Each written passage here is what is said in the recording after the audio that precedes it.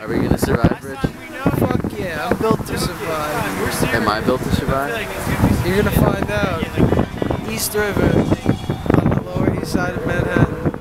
They're going to shut off power down here soon, so we hope everybody has gotten somewhere safe. Sandy is coming. The question is, how will New York City handle it? Hopefully tomorrow we'll be able to say Sandy was not as bad as we expected, but for right now, we ask everyone, please prepare for the worst. Yeah.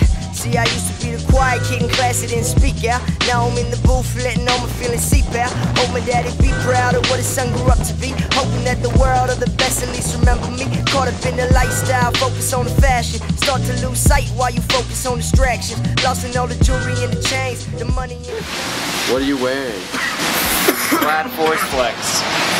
Finest.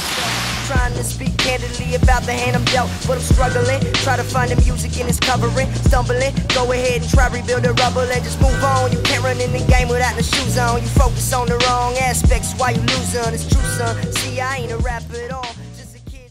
Fuck! We've blacked out, everyone. The whole street's blacked out.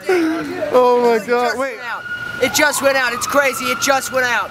Oh my god! Everything is black. That was nuts. It just all like.